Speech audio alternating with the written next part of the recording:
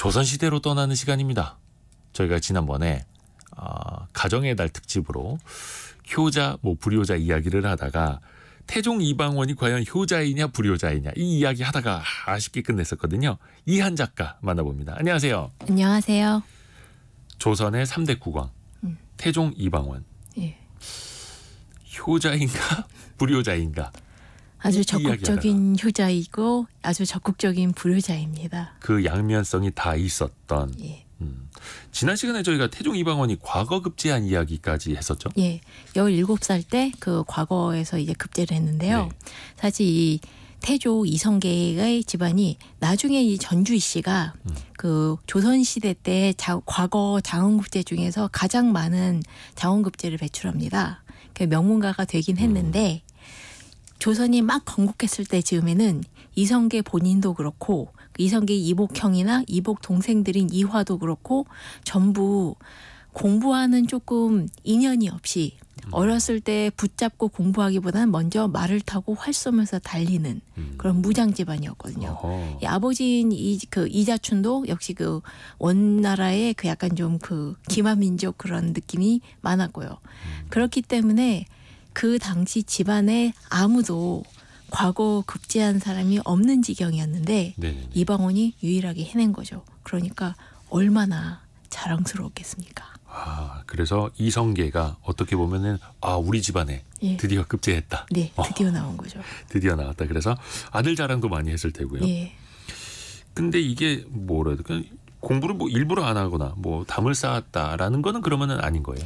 그냥 그 피지컬이 다 받쳐주니까 공부를 굳이 할 필요가 없다는 그런 느낌이랄까요. 그러니까 그 지금 태조 이성계의 어진이 남아 있는데요. 네. 분명히 한 60, 70대 그려진 그림인데도 어깨가 거의 지금 떡 벌어져 있습니다. 그러니까 활을 많이 쏴서 그렇겠지만 정말 체격이 무장 체격이에요. 그러니까 정말 잘 싸웠겠구나.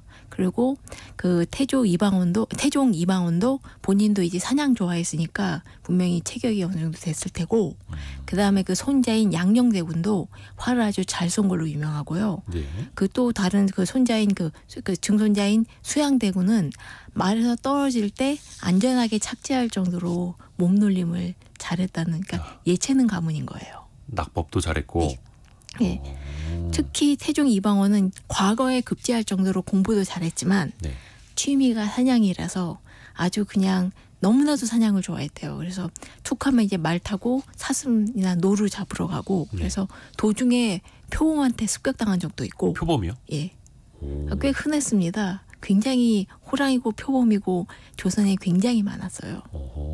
그리고 말에서 떨어진 적도 있고 그래서 신하들이 특히 왕 된 다음에는 위험하니까 네. 왕이 이제 그 사냥하다 다치면 큰일 나니까 제발 좀 그만하라고 했지만 안 듣고 사냥을 다닐 정도로 체육을 잘했으니까 어떻게 보면 문무겸비죠. 공부도 잘하고 체육도 잘하고. 근데 이방원을 제외한 다른 형제들은 우선 체육 위주로 잘했는데 예. 이방원은 체육도 잘하고 공부도 잘하고. 그래서 그 사실 세종이 굉장히 돌연변이었습니다. 세종? 예, 왜냐하면 다 몸쓰는 집안에서 유일하게 공부돌이가 태어난 거예요. 그래서 이 세종이 네. 왕이 되고 난 다음에 종학이란 걸 만듭니다.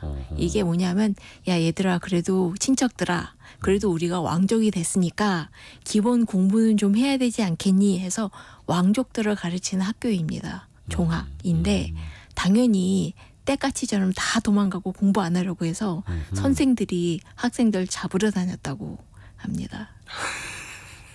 근데 이게 이제 왕마다 다 다르기는 합니다만 공부하는 걸 좋아했던 왕도 있고 싫어했던 왕도 있는데 일단은 태종 이방원부터는 조금씩 이제 서서히 변하기 시작했다라는 거고요. 근데 아무리 이제 왕이어도 공부 안 하면 지식이 없으면 신하들한테 이게 막 머리로 아니면 이제 논리 싸움에서 막 밀릴 수도 있잖아요.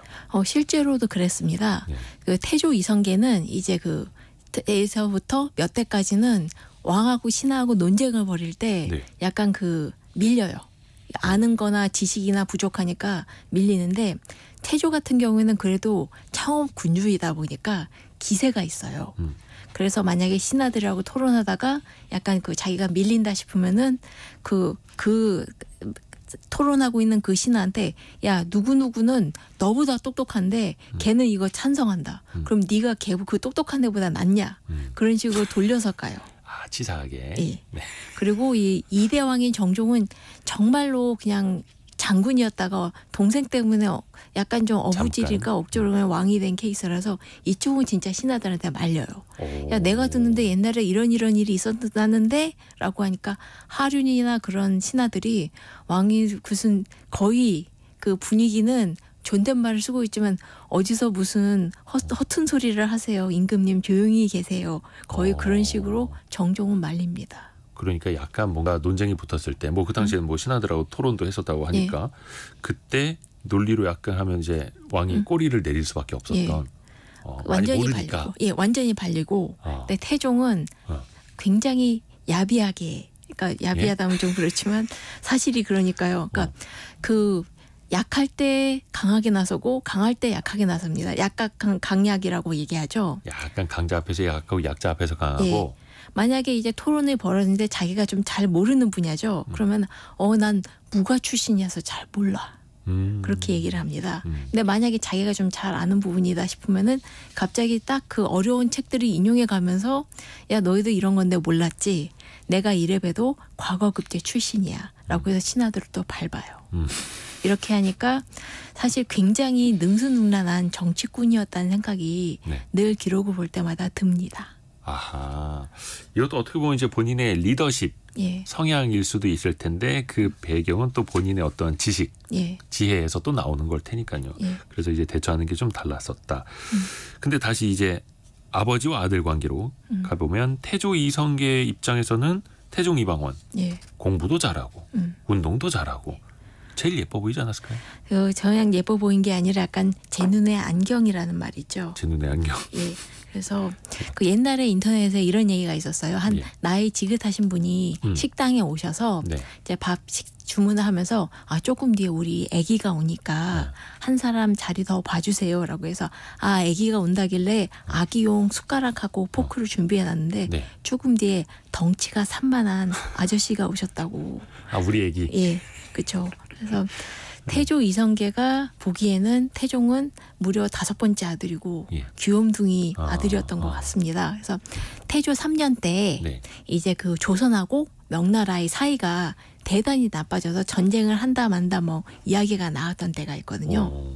그래서 이제 누구를 이제 사신으로 보내서 이 명나라를 그 무마하냐, 진치냐라고 할 때 그때 이제 그 태종 이방원이 실록에서 보면 막 왕께서 그러니까 아빠가 너 말고는 보낼 사람이 없다라고 부탁을 하셨다라고 얘기했는데 그건 잘 솔직히 모르겠고요. 이게 세자가 아닐 때. 예, 세자가 아니라 그냥 정한군이었을 때. 왕자 중에 한 사람이었을 때. 사실 그러니까 그쪽에서 세자를 보내거나 아니면 뭐 왕족을 보내라라고 이야기가 세자를 보내라고 얘기를 했거든요. 근데 세자는 좀 어리고 그 당시 세자는 이복 동생이었죠. 그리고 이 이복 동생이 공부를 그렇게 잘하지 못했습니다. 그렇기 때문에 제일 똘똘한 아들이면 역시 정한군이었겠죠. 네, 그래서 이제 그 태종 이방원이 정한군이 사신으로 가게 되는데 그때 태조가 한 말이 되게 재미있는데요. 거의 그 태조가 눈물을 흘리면서 너희 체질이 파리하고 허약한데 그 먼 길을 어떻게 갈 수 있겠니라고 명나라까지. 걱정했다고 합니다. 예. 걱정되죠. 그래도. 그렇다 하더라도 신하들이 보면 얼마나 어이가 없을까. 어깨 떡 벌어지고 사냥이 취미고 정말 어디 그 정말 무한 에너자이저처럼 게다가 이미 그 태조 3년이니까 이미 정몽주를 비롯한 고려의 신하들을 때려 죽인 그런 정치적 거물인데 파리하고 허약하대요. 그러니까 아버지 눈에는 아버지 눈엔 그렇게 보였겠지만 다른 신하들은 보면 얼마나 어이가 없고 황당했을까. 태조 3년에 그러니까 고려를 뒤집고 조선도 같이 세우고 정도전도 제거시키고 아니 정도전은 아직 살아있고 그때 정몽주를 죽였죠. 정몽주. 근데 그런 아들이 아버지 눈에는 허약해 보이고 저거 명나라까지 어떻게 가겠어 이렇게. 걱정해야 되는 건 하지만 허약하진 않죠. 파리하지도 않죠. 얼마나 건강한데. 그 아버지 눈이니까. 근데 이제 드라마 통해서 아마 그 태종 이방원은 많이들 어떤 강렬한 이미지 또 예. 아마 많이 각인이 되었을 거예요. 예전에는 유동근 씨, 그렇죠. 최근에는 주상욱 씨 이렇게 예. 또 연기를 하면서 매력적인 인물로 뭔가 좀 각인이 되기는 하는데 예. 왕자의 난을 또 우리가 역사적으로는 짚어봐야죠. 그렇죠. 왕자의 난이 되게 재미있는 기록이고 사실 그 여지까지 본 것처럼 굉장히 결단력도 빠르고 머리 회전도 빠르고 행동력도 있고 그렇기 때문에 이 정몽주를 격살하는 것도 할 수 있었고 예. 그다음에 반란을 일으켜서 정권을 자기 손에 넣을 수도 있었던 거죠. 그러니까 굉장히 매력적인 인물이긴 해요. 그래서 이제 또 그런데 조선이 딱 그 건국이 되었을 때 네. 정작 이복 동생하고 밀려가지고 본인은 세자도 안 되고 그냥 왕자의 한 사람 돼서 찬밥 신세가 됐거든요. 네. 그런데도 불구하고 이거를 한 번에 뒤집을 수 있었다는 건 정말 대단한 일이었죠. 근데 왜 이제 그 사람들이 궁금해하는 것 중에 하나가 이거예요. 왜 이방원이 아니라 다른 왕자를 세자로 삼았을까? 그게 정말 수수께끼거든요. 조선 건국도 뭐 목숨을 걸고 예. 같이 아버지를 도왔고 그리고 과거에도 급제를 했고 예. 무예뿐만 아니라 머리도 좋아서 공부도 잘했고 예.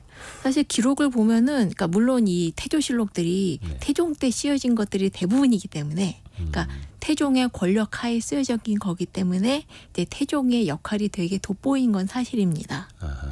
그래서 다른 형제들도 좀 도왔을 수도 있어요. 특히 그 정종 같은 경우는 실제로 무장이었으니까요. 둘째 형은. 그렇긴 한데 그렇다 하더라도 태종이 정말 난 사람이긴 했죠. 인물이긴 했죠.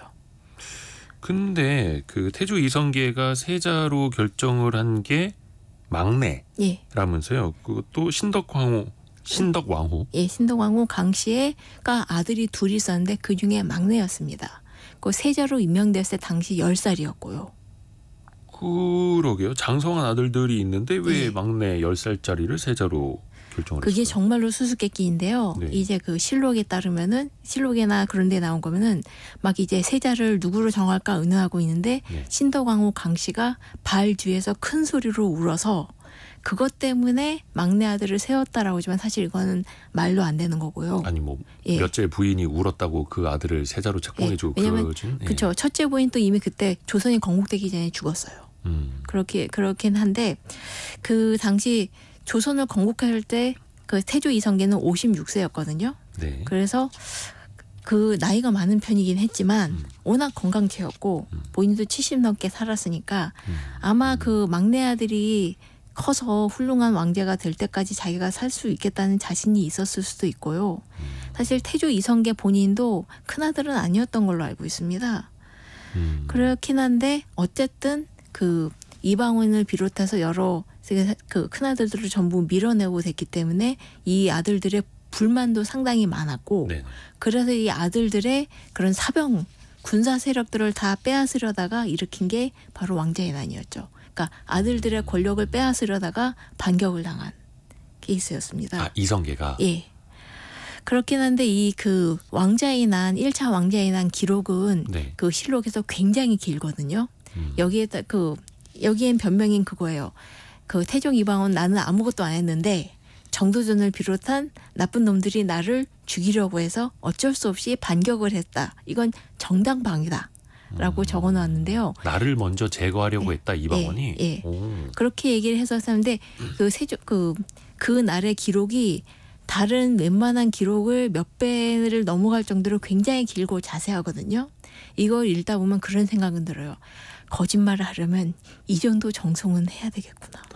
그게 태종 때 씌어진 거니까. 네. 태종이 그러니까 아무리 봐도 이거는 태종이 먼저 선빵을 날린 건데 그것이 아니라 이렇게 해서 저렇게 해서 저렇게 해서 하는데 정말 구구절절하게 한 편의 소설을 써놨는데 너무 정성스럽게 써서 읽다 보면 재미있습니다. 자기가 다른 형제들을 먼저 공격할 수밖에 없었던 이유에 대해서요. 네. 그래요. 그렇게 해서 이제 결국 정도전과 남은을 비롯한 아버지의 친구분들을 전부 다 저 세상으로 보내드리고 그다음에 이 태조 아빠를 찾아와가지고 그때 아빠가 또 아팠어요. 예. 아빠한테 와서 근데 그때 이복 동생인 세자가 아직 살아 있었습니다. 예. 그 아빠한테 이 모든 게 다 걔네들이 나빴고 그다음에 아빠가 그 적장자를 내버려 두고 그 세자를 세워서 그런 거니까 세자 갈아치우세요. 그 얘기를 합니다. 그러니까 태조가 그 얘기를 보고 나서 그 아직 살아있는 자기 그 막내 아들을 보면서 너한텐 편하게 됐다. 세자를 안 하게 됐으니까. 그래서 세자를 폐하한다는 거기에 도장을 찐 다음에 토해요. 너무 스트레스를 받아서. 이성계가. 예, 근데 토하려고 하는데 이게 토하는 게 안 나오고 그냥 괴로워했는데 그래서 세자가 그 아버지한테 하직 인사라고 나가고 그 자리에서 죽습니다. 누가요? 그 이복 동생인 세자가 궁궐을 나가자마자 죽어요. 살해당해요. 아, 살해당했다. 예. 그렇죠. 그것도 그래서 이방원이 그렇게 했다라는 예. 거고. 근데 태조 이방원이 그 1차 왕자의 난에서 자기와 그 같은 어머니에게서 태어난 형제들은 죽이진 않았고. 죽이진 않았는데 조카는 하나 죽였습니다. 조카를 죽였나? 예. 그게 또 2차 왕자의 난이 벌어지는데요. 1차의 왕자의 난은 아까 얘기한 대로 아주 잘 짜여진 각본하에 벌어진 쿠데타였다면 2차 왕자의 난은 약간 좀 소동이라는 그런 느낌입니다. 사실 태조 이성계가 자식들을 굉장히 나이들 터울들이 굉장히 많아요. 네. 그래서 둘째 형인 그 정종과 태조 이방원 나이 차이는 10살이 납니다. 또 그 태조 이방원 그리고 태종 이방원과 또 막내 동생까지 13살인가 차이가 나고요. 네. 거의 한 20년 간격으로 애를 뚱뚱뚱뚱뚱 낳아놨는데 그중에 5째인 이방원과 4째인 이방가는 3살 차이가 납니다. 예. 사실 10살 정도 나이 차이 나면 형이라기만 거의 아빠나 삼촌 거의 느낌으로 해서 이제 좀 무섭거나 그렇게 할 수가 있는데 3살 차이면 서로 치고받고 노는 그런 사이예요. 그래서인지 몰라도 이방가는 이방원을 되게 우습게 봤던 것 같습니다. 이방간이? 예, 넷째 형이. 네. 그래서 생각한 거죠. 야, 방원이도 저렇게 하는데 나도 정권을 잡을 수 있겠구나라는 허튼 생각을 하게 됩니다. 그러니까 이방원이 배다른 형제들을 먼저 제거한 다음에 예. 바로 이방원의 바로 위에 있는 형. 아니요, 그 둘째 형입니다. 아, 둘째 형. 예, 중간에 셋째하고 넷째 형을 건너뛰고 왜냐하면 첫째 형은 이미 죽었거든요. 아하. 그 조선 건국 즈음에 해가지고 예. 그래서 둘째 형인 이방간을 그 적장자다 해서 대신 왕으로 올립니다. 그러니까 이방간이 딱 이래 보면은 큰 형은 돌아가셨으니 내가 이 집안의 제일 맞인데 예. 저기 방원이가 그러니까 아니 그래서 그러니까 이 방관은 예. 이 둘째인 이방관은 그냥 동생한테 밀려서 하다가 왕이 된 케이스예요. 그래서 내가 근데 동생이 워낙 세니까 동생이 시키가 거의 인턴 왕의 그 임무를 받아들였죠. 예. 그러니까 이방원은 자기가 왕이 되고 싶지만 자기가 냉큼 왕이 되면은 복이 안 좋잖아요. 그러니까 적장자를 왕으로 삼아야 된다. 그런데 둘째 형이 있네. 그리고 둘째 형이 그 적장자 아들이 없어요. 예. 그렇기 때문에 그 다음 후기자는 어차피 자기한테 돌아올 수 있게 모든 걸 다 세팅해두고 자 세자 자리가 비었으니까 둘째 형이 왕이 되세요라고 해서 둘째 형이 왕이 됐는데 정종. 예, 근데 넷째 형이 이제 딴 생각을 품은 거죠. 야 이렇게 보면은 나도 왕이 될 수 있지 않을까. 그래서 넷째가 다섯째를 들이받은 그게 2차 왕자의 난입니다. 아우 헷갈립니다. 그렇죠. 헷갈리죠. 그러니까 근데 이 넷째 이방간이 넷째. 예. 넷째 아들 그리고 이방과가 나중에 왕이 된 정종. 예, 둘째. 그리고 이방원이 다섯째 아들. 예. 요게 이제 어떻게 보면은 이제 2차 왕자의 난이 시작이 그렇게 되는 건데요. 신의 왕후. 한씨의 예. 그렇습니다.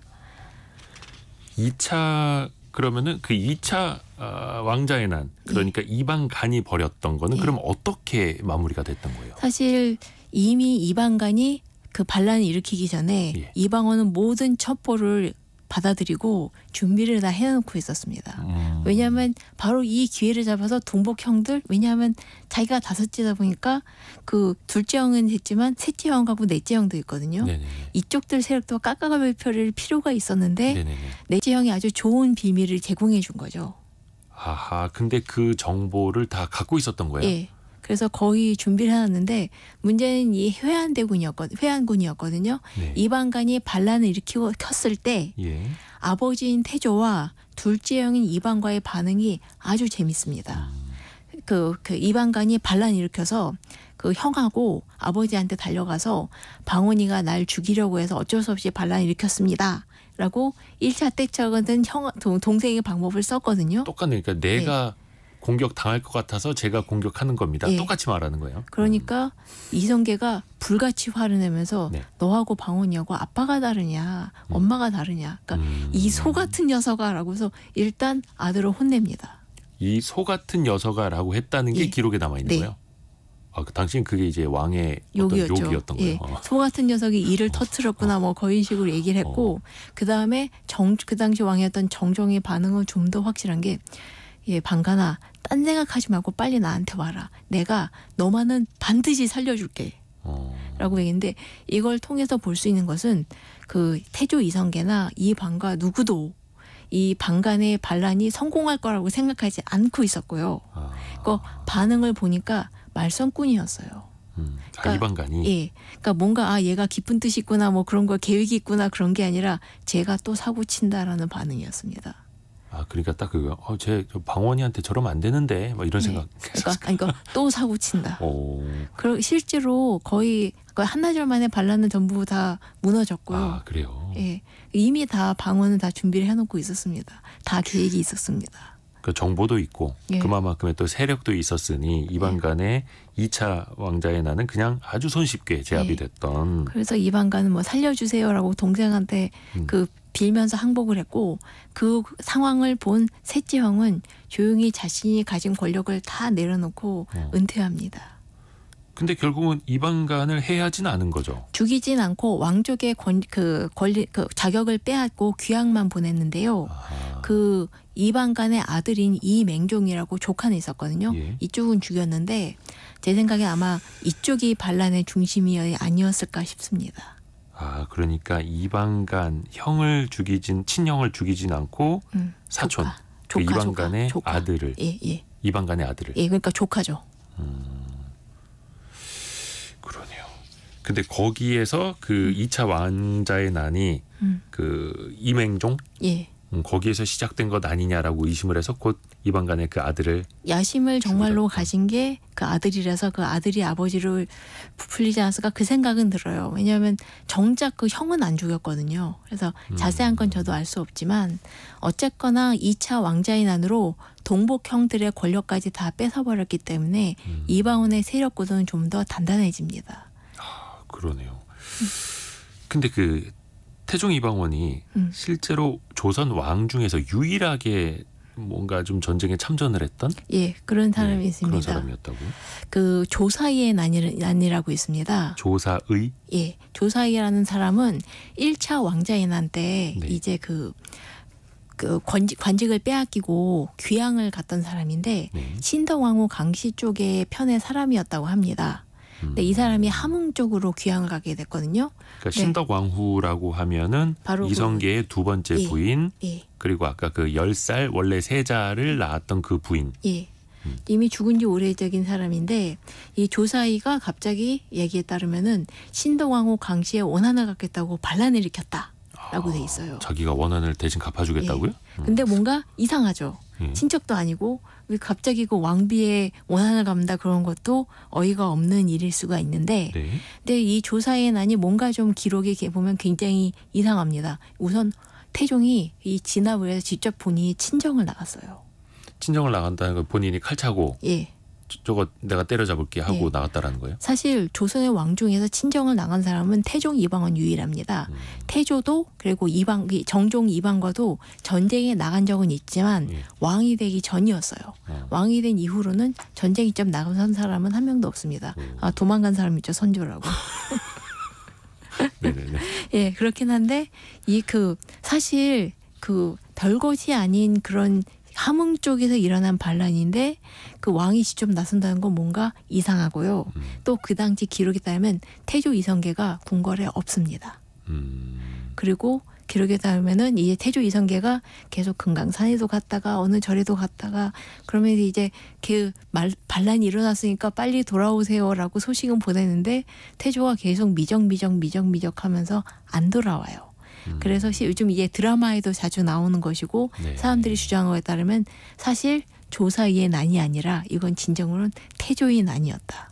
태조가 이제 뒷배경. 예, 자신의 함흥에 있는 그 세력을 끌어모아서 아들을 혼내주려고 반란을 일으켰는데 그리고 그게 아들과 싸워서 져서 실패한 거다라는 그런 주장들이 요즘 이제 많이 나오고 있습니다. 그거는 아직 뭐 학자들 사이에서 조금의 논쟁은 좀 있는 건가요? 그 그러면? 학자들은 별로 이런 걸로 논쟁을 안 해요. 그냥 호사가들이 즐겁게 이야기하는 거죠. 근데 조사이의 난, 그 예. 뒷배경이 이성계가 있었을 수도 있다. 뭐 요 예. 정도로. 왜냐하면 이제 그 이 조사이의 난 과정에 그 태조가 계속 돌아다니면서 반란이 일으켰으면 당연히 안전한 곳으로 와야 되잖아요. 아, 네. 근데 그게 아니라 계속 어딘가 어물쩍 돌아다니고 있고 태종이 그래서 자기가 직접 군사를 이끌고 친정하고 난 다음에 네. 그 다음에 태조가 돌아옵니다. 근데 이게 돌아오는 게 얌전히 돌아온 건지 아니면 포로를 잡아서 돌아온 건지 그런 식으로 호사가들이 이야기를 하고 있고요. 실제로 반란이 진압되고 난 다음에 처형당한 게 태조의 그 측근을 모시던 내시가 처형을 당합니다. 그러니까 잘 못 모셨다 이 얘기인데 이 얘기는 어떻게 보면은 태조가 이미 반란군과 내통을 하고 있었다든가 아니면 실제로 그 지휘를 하고 있었는데 태종이 그걸 기습을 해서 아빠를 잡아왔다. 그런 식으로 해석할 수 있는 게 왜냐하면 실제로 태조가 돌아오고 나서 조사위의 그 반란군이 빠르게 붕괴됩니다. 진압이 돼요. 어떻게 보면 태종 이방원이 굉장히 많은 정보를 갖고 있었겠다라는 예. 생각도 드네요. 그런 의미에서 만약에 이게 정말로 조사위의 난이 태조가 참여한 거면 태조가 거의 평생에 딱 한 번 진 전투라고 할 수 있습니다. 아, 만약에 실제로 이성계가 뒷배경이었다면 예. 이성계는 뭐 무패 뭐 연전연패밖에 딱히 진 적이 없으니까요. 근데 진짜 궁금한 게 그러면 이성계의 말년에 아들과 좀 화해를 했을까? 어떻게 지냈을까가 궁금해요. 그래서 그 태상왕으로 물러나고 예. 이제 나라의 가장 위도인으로 모셔지지만 예. 이제 팔다리 다 잘린 처지다 보니까 이제 남은 거는 심술입니다. 그 뒷방 할아버지 심술. 그러니까 힘이 빠졌는데 예. 그래서 여기 성질은 살아 있으니까 계속 이제 그 아들한테 예. 온갖 심술을 부려요. 아, 그래요? 그러니까 아들이 찾아오면은 안 만나주고. 그리고 아들 몰래 절에 가서 이제 그 불공 드린다고 아들 몰래 이제 그 궁을 빠져나가는 것도 있고. 네. 그 제일 심술 부릴 때는 밥을 안 먹어요. 나 밥 안 먹을래. 단식 투쟁. 예, 단식 투쟁을 하면 예. 문제는 단식 투쟁을 하는데 그럼 아들들이 예. 아버지가 밥을 먹는데 어찌 밥을 먹을 수 있겠습니까? 그래서 태조가 단식 투쟁에 들어가면 상왕인 정종도 밥을 못 먹고 왕인 태종도 같이 밥을 못 먹어서 그 국가 수뇌부 세 사람이 다 함께 밥을 굶는 그런 좀 웃지 못할 일이 벌어지기도 했습니다. 그러니까 아무래도 유교 국가다 보니까 태상왕이 지금 단식을 하시는데 우리가 어떻게 밥을 먹느냐. 그게 그렇죠. 뭐 누가 시켜서 그런 거는 아니고. 아니, 눈치가 또 보이죠. 물론 이제 그 뒤에서 몰래 먹었을 수는 있겠습니다만 그 나라 꼬라지가 좀 웃기게 됐죠. 아, 명분. 예. 그러면은 언젠가는 밥을 다시 먹었을 거 아니에요? 예, 먹죠. 그런데 이제 아까 얘기한 대로 태종이 모든 정보를 다 꿰고 있기 때문에 네. 아빠가 몰래 이제 그 사찰로 이제 빠져나가려고 하면은 예. 태종이 그 길막에서 기다리고 있어요. 아버지 만나려고. 예, 아버지 다녀오세요라고 인사를 하는 거예요. 그러니까 이미 모든 정보가 꿰고 있으니까 그렇게 얘기를 하고 그 다음에 또 이제 그 같이 만나서 연애를 하는데 뭐 그 태종이 연애가 아니라 연회. 예, 큰일 날 뻔했습니다. 예, 큰일 났죠. 아니 뭐 아버지랑은 연애할 수는 있어요. 사랑하는 사이니까. 예. 그 연회를 할 때나 아니면 이제 태조가 계속 슬퍼해요. 이제 사찰에 가서도 내 두 아들과 딸의 남편인도 죽었거든요. 사위가 죽었거든요. 두 아들과 사위가 죽어서 내가 도저히 잊으려고 해도 잊을 수가 없다라고 해서 눈물을 흘리기도 하고 그 다음에 연회 중에 태종한테 대고 네가 그 애들을 죽였지 않냐는 그때 무오년의 일을 이야기하면서 분위기가 되게 험악해지기도 했습니다. 뭐 풍악도 울리고 술도 한잔하고 춤도 추다가 또 이제 술 취하면 옛날 생각하고 야, 너 이 자식아 네가 옛날에 그랬으면 안 됐어 임마 이런 얘기했고. 네, 근데 그날 기록이 되게 신기한 게 그렇게 해서 분위기가 험악해졌는데 네네네. 갑자기 몇 마디 나누고 난 다음에 네. 갑자기 태조하고 태종이 함께 술을 마시면서 춤을 추고 노래를 부르고 놀아요. 또 다시 예. 취했네요. 뭐 그런 거였으니까 저는 그런 거였구나. 뭐 취한 것도 뭐 그럴 수도 있죠. 근데 그게 또 다 실록에 기록이 다 예. 되어 있던. 그래서 저는 이거 보면서 아 태조가 아들을 이제 받아들이는 거구나라고 생각했는데 그냥 취했군요. 그러면은 그 이후에는 또 이게 어떻게 지속이 됐느냐가 중요하잖아요. 그 사실 어떻게 할 수 있는 게 없는 게 예. 태조는 이미 그 자신의 실권을 다 잃었고 이 슈퍼 불효자인 태종은 너무나도 유능한 왕이었기 때문에 이 조선의 기틀을 아주 튼튼하게 만들어냅니다. 그렇기 때문에 이제 그렇죠. 태조로서는 인정할 수밖에 없어요. 아 얘가 좋은 왕제였구나라고요. 얘기했듯이 원래 세자는 사실 공부를 잘 안 해서 기록에도 그 이복 동생인 세자 말이죠. 공부를 잘 안 하고 놀러 다닌다라는 기록이 또 남아 있거든요.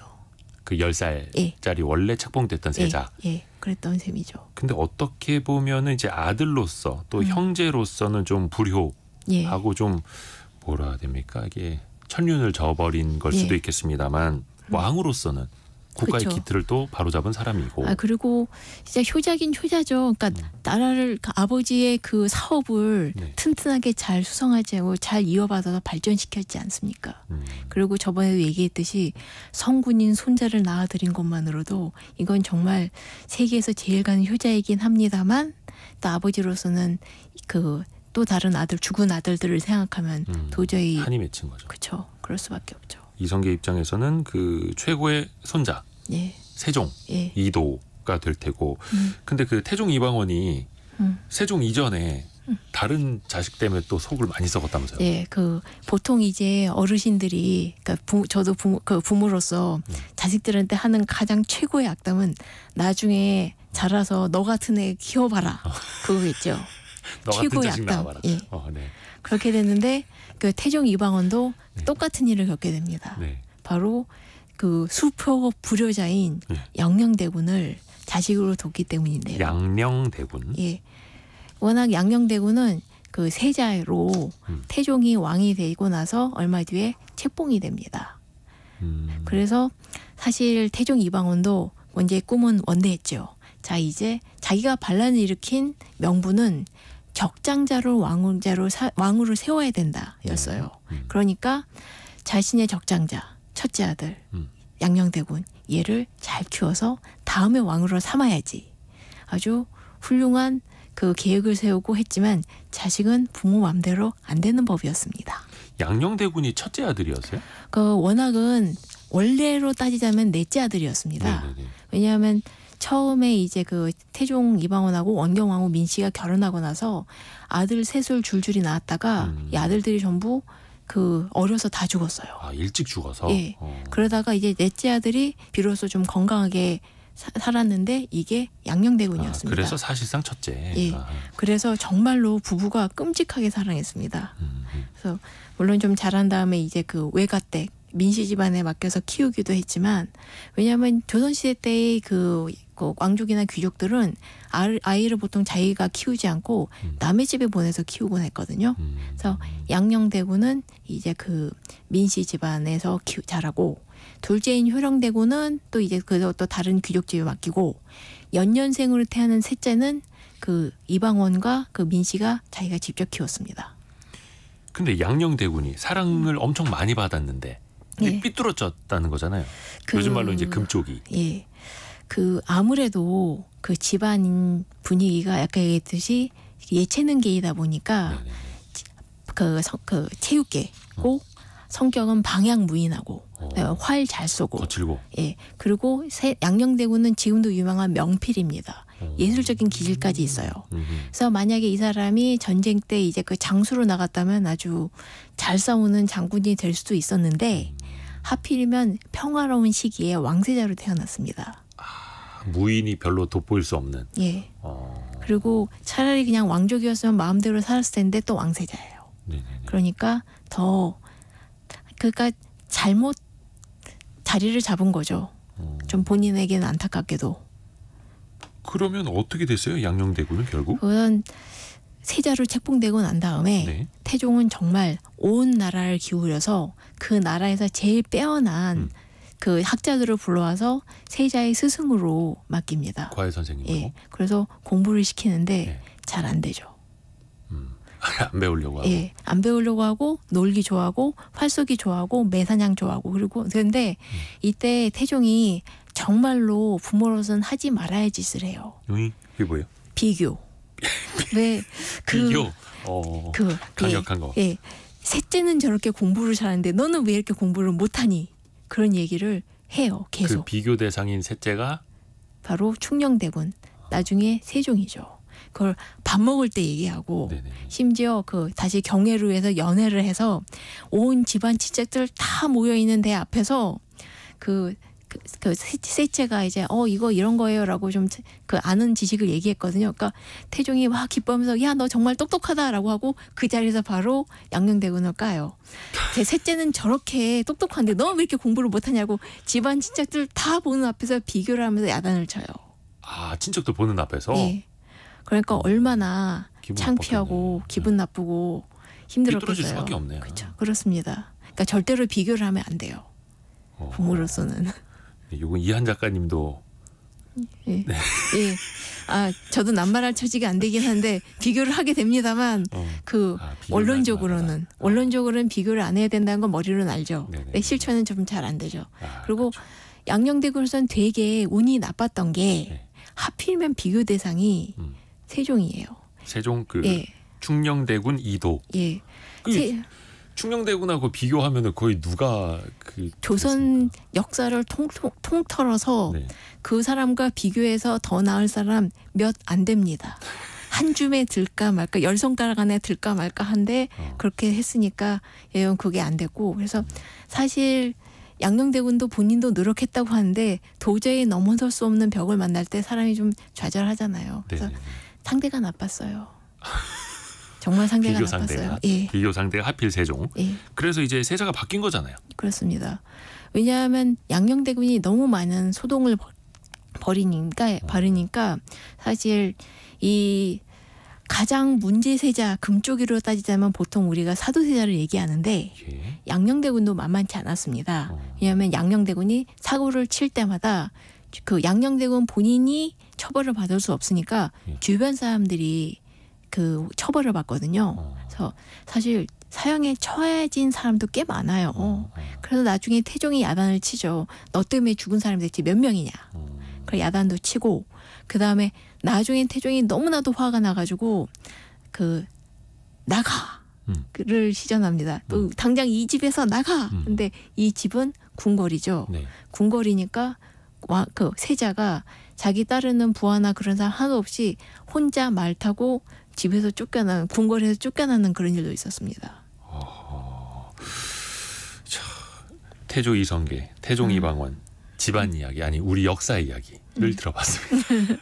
사실 이제 가정의 달 특집으로 좀 화목하게 이야기가 잘 나왔어야 됐는데 우리 사실이니까 역사 속에 있었던 이야기니까. 이런 걸 보면 그래도 이 집안에 비하면 우리 가족은 화목하다라는 상대적인 그 우월감을 느낄 수 있지 않을까요? 조선을 건국한 집안보다 우리 집이 더 화목하다. 예. 좋은 비교네요. 자, 이한 작가와 함께 조선시대로 떠나봤습니다. 고맙습니다. 감사합니다. 라디오 정보센터 다녀옵니다.